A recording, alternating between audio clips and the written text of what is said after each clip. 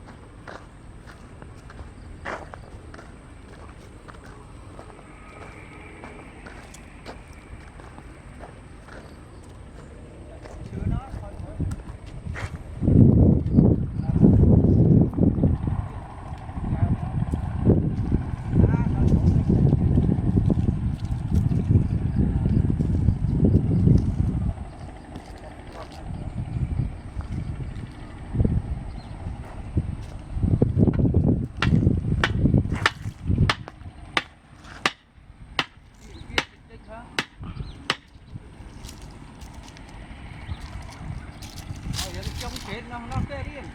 trong kết cũng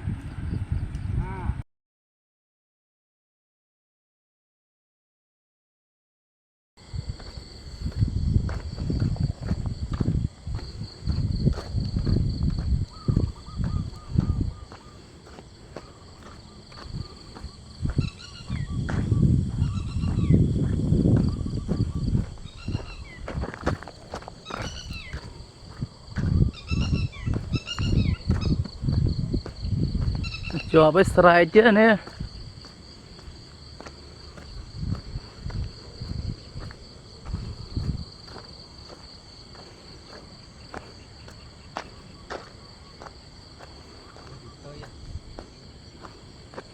này đâu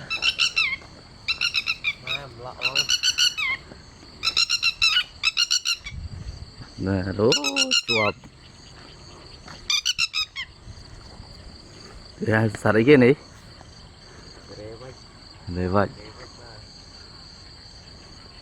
để vạch mua là ai sạt đó chuột thì tôi thế là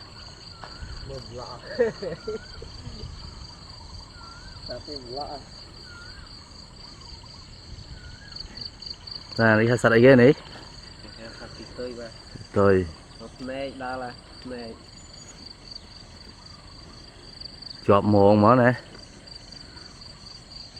đi hai là mòn để đặt ngày mấy rồi làm láng nhưng mà mới chọp căng mà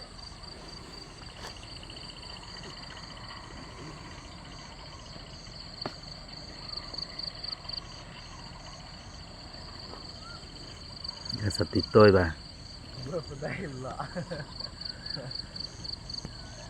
chọp nó sầm lọ đấy nè ba đấy là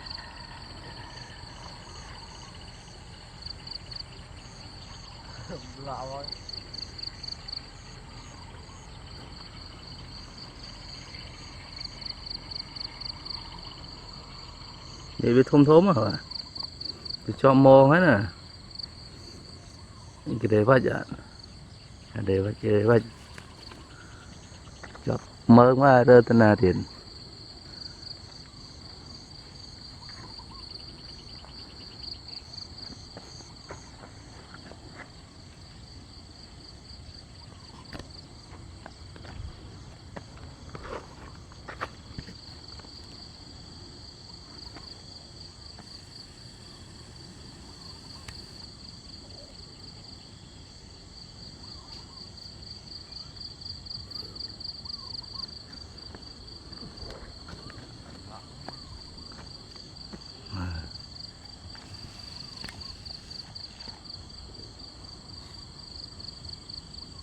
và cái bà cái ắt chọp thôi bà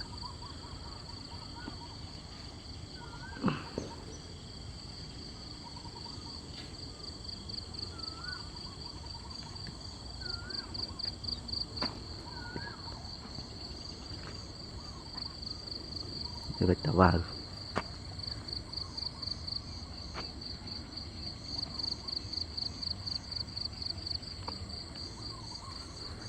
chùm ở đâu á chùm đó á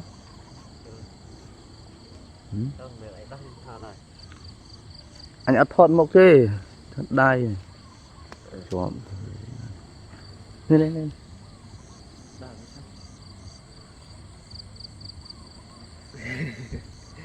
hiểu biết à này đào đi hết trô với sân khó trô vậy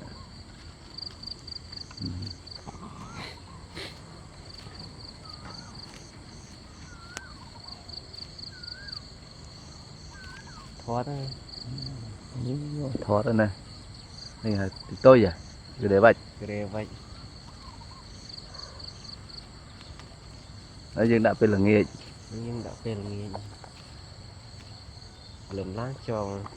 nó cho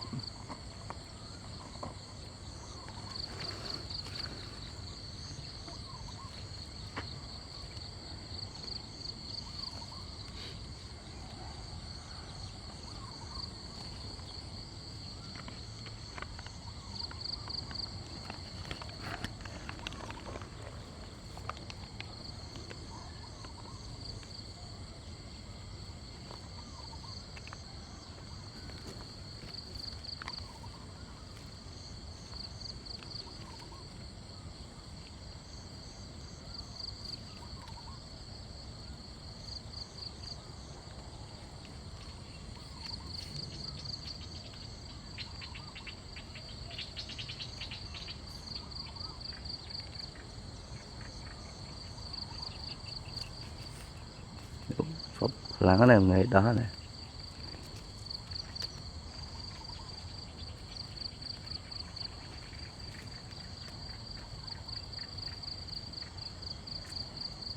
nó bây hao xí sơ vậy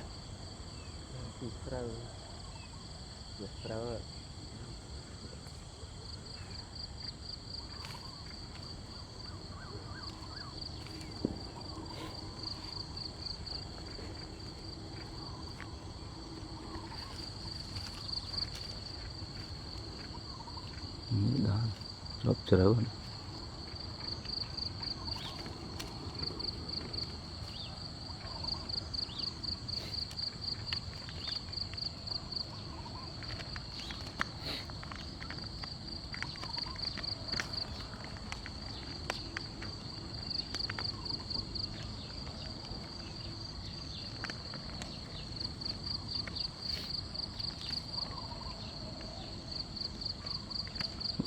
nọ biết này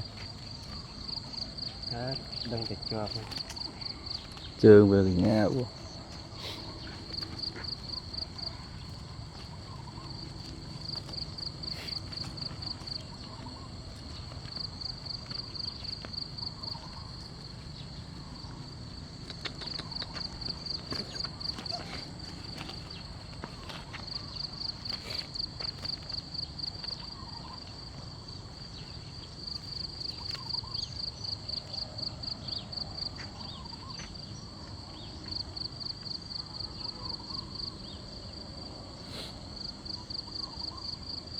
nó hiểu thời đã sạch rồi nhưng do tao phải lên nhỉ trên công ty lên nó sụt sạt rồi những sạt nó sạt cầm rau à mà nghi mía đây nè chẳng thật vui cho mà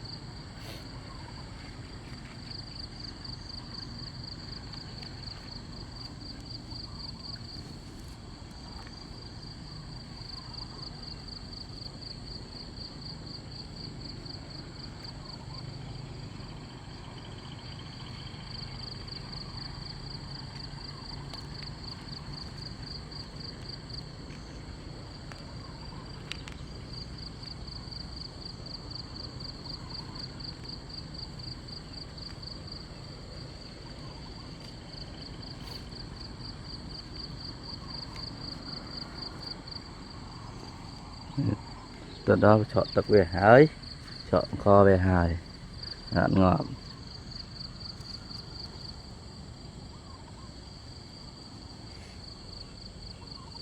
mình trên hỏi mình trên đó tươi bia sốt thôi đây thôi bạn lá háo cuối chứ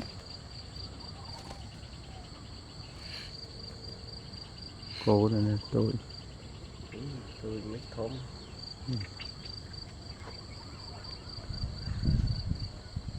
mệt chơi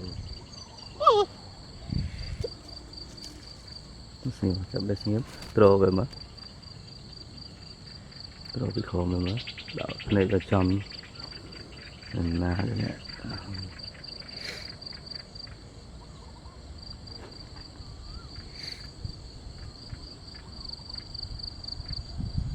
ok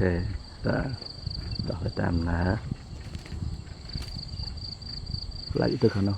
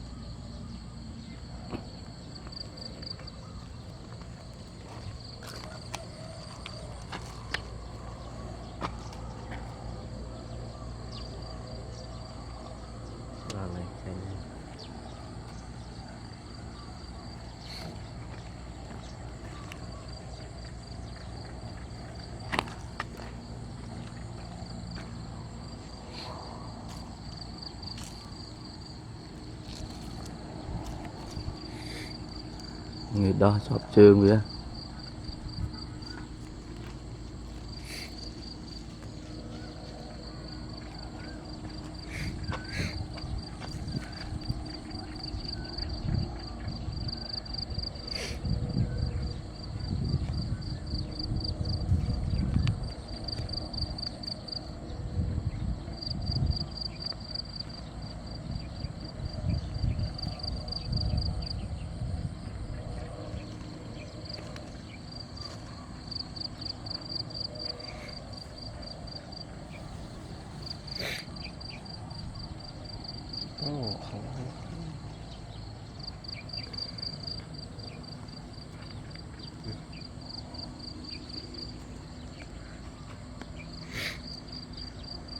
mình làm chơi với khả năng ăn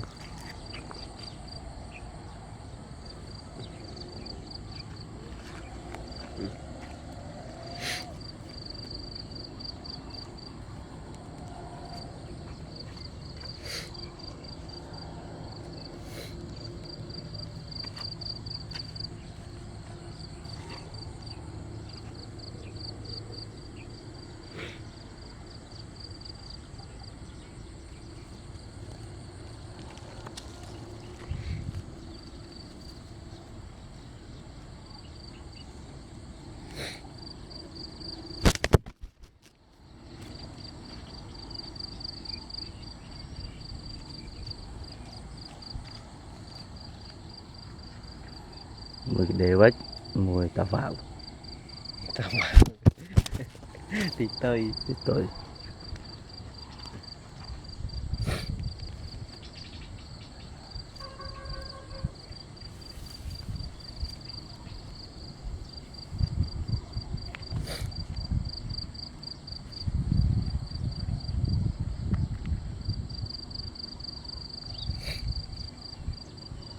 rồi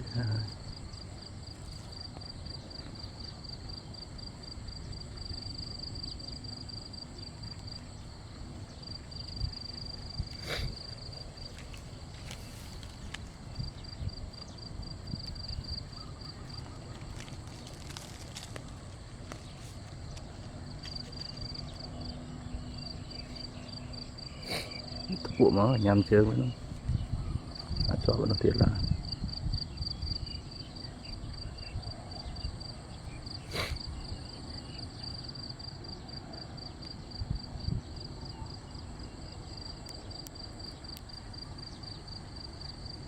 chậm được cho nó